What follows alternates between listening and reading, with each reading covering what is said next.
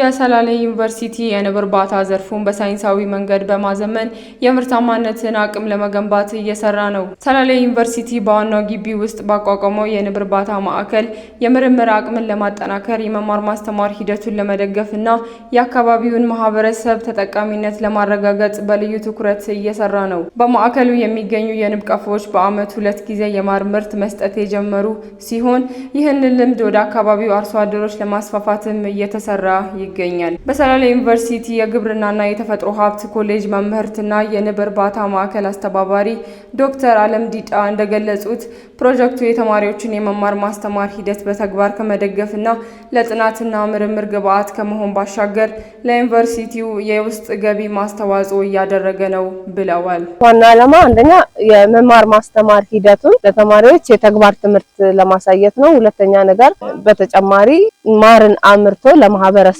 በተለይ ለግቢው ማህበረሰብ በማድረስና ሌላ በተሻለ ገቢ ለመደገፍ የተቋቋመ ከዚህም ባሻገር መምህራን ተጨማሪ የምርምር ስራዎችን ሪሰርቾችን እዛ ላይ እንዲሰሩ ታስቦ የተቋቋመ እርባታ ነው። ስለዚህ በአጠቃላይ ንብ እርባታው የአካባቢውን ስነ ምህዳር ከመጠበቅ አንጻር ለተማሪዎች የተግባር ትምህርት ማሳያ መሆን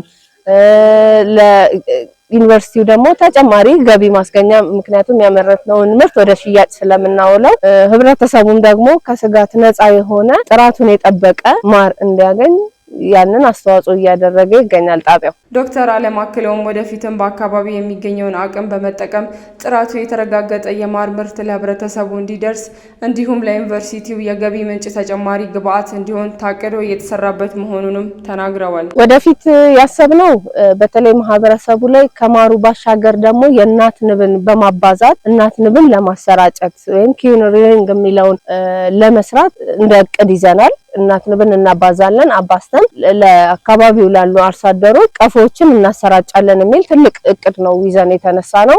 ለዛም ነው ጣቢያውን እያስፋፋንም የሚገኘው።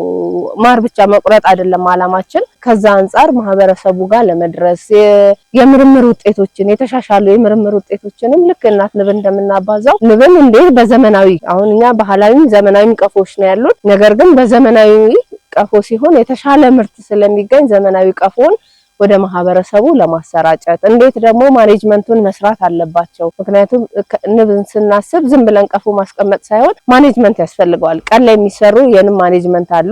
ንቡ በከፍተኛ ሁኔታ ምርት እንዲሰጠን፣ ማታም ላይ ደግሞ ማኔጅመንት አክቲቪቲዎች አሉ። ምን ላይ ነው ያለው፣ እንዴት ነው መቼ ነው ድራቢ የምንሰጠው፣ መቼ ነው ማር የምንቆርጠው የሚለውን ከማሰራጨቱን ባሻገር አጫጭር ስልጠናዎችንም ለአካባቢው ህብረተሰብ ለመስጠት እንደ እቅድ ይዘን እየተንቀሳቀስን ነው። ይሄ በዚህ ዓመት የምናከናውነው እቅዳችን ነው።